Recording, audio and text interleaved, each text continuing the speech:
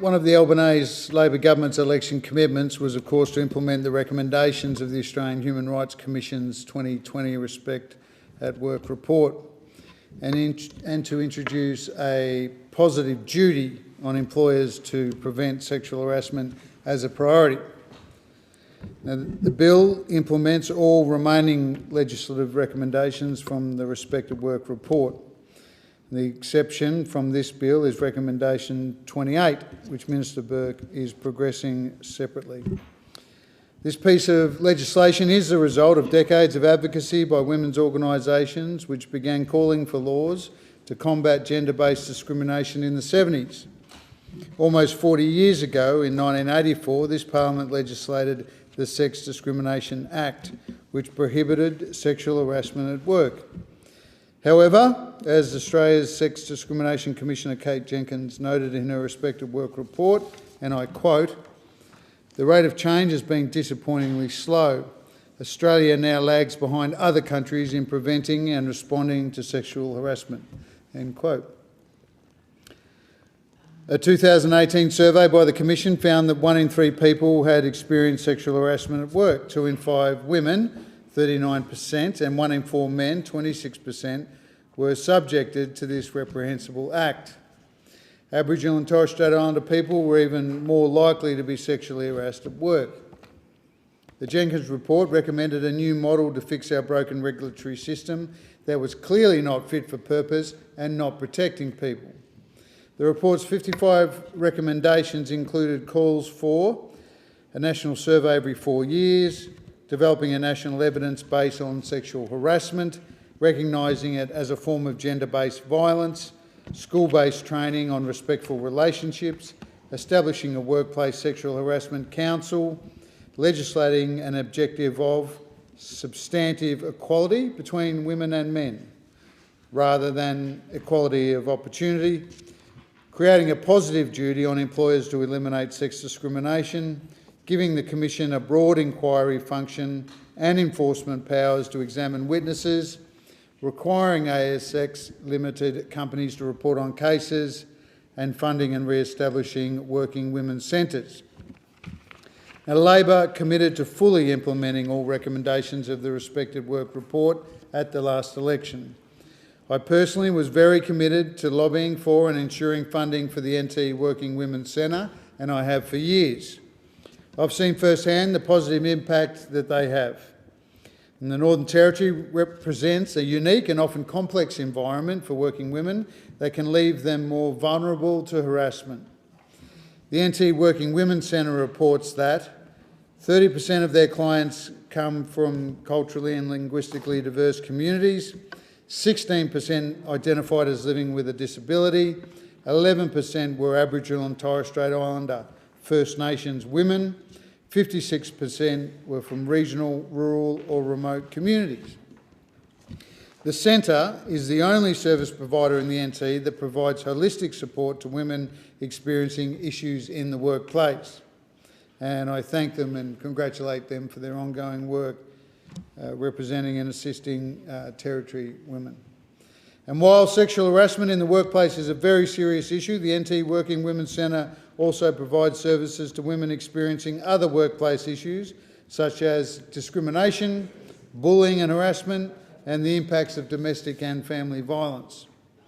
For many women working in the Northern Territory, maintaining employment is critical because they might have limited options even if they wanted to find another job. Some of these obstacles include living in a regional or remote area with very few work opportunities, visa restrictions that are tied to specific employers or regions, family responsibilities including caring for relatives, and cultural or community links and obligations. So I am delighted, Deputy Speaker, that we have been able to provide more support for women at work by extending our funding for these services. And the Albanese Labor Government is proud to equip the Australian Human Rights Commission for the fight against the national scourge of sexual harassment in the workplace. This bill realises the government's election commitment to fully implement the recommendations of the Respect at Work report, something I note that the previous government did not do. After commissioning the work in 2018, the Morrison government ignored the final report for over a year, leaving it to gather dust on the desk of the former Attorney General. Now, you do, Deputy Speaker, have to wonder why that may have been. It simply should not have taken this long. The Sex Discrimination Commissioner herself described the former government's weak response to her report as a missed opportunity. The former coalition government eventually later presented a bill to Parliament in response to this report, but that was nowhere near strong enough to deliver the legislative changes proposed by the Sex Discrimination Commissioner.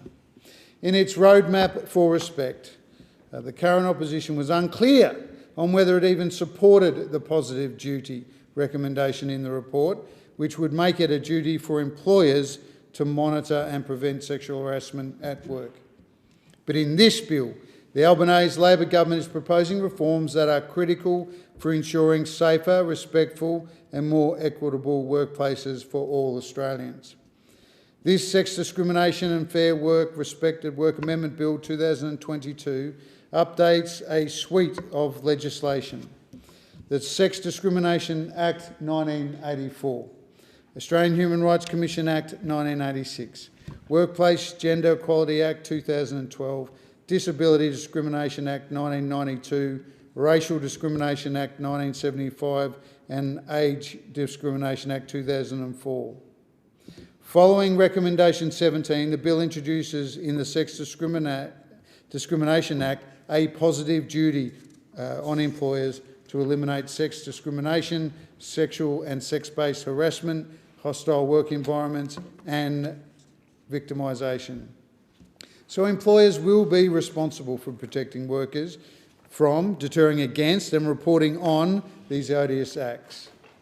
Following Recommendation 18, the bill gives the Commission the function of assessing and enforcing compliance with the positive duty in the Sex Discrimination Act.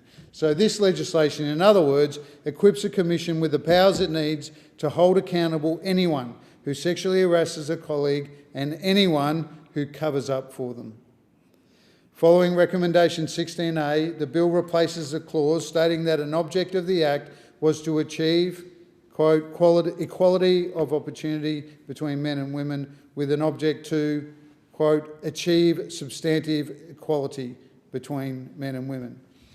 This is a major reform, Deputy Speaker, and raising our collective aim to be fully achieved, that equality between men and women. That's an objective this government is very proud to advance.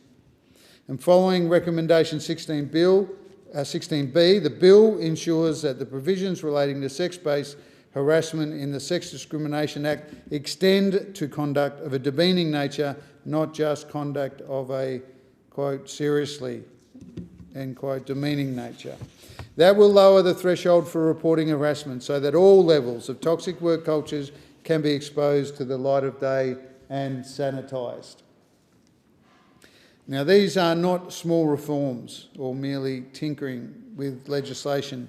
These are profound changes which have the potential to leave workplaces across the country a lot safer for everyone. Sexual harassment doesn't just affect those 2 in 5 women and 1 in 4 men, and affects them for life. It affects them for life due to trauma. It affects workplaces from small businesses up to large corporations and in turn the productivity of our economy.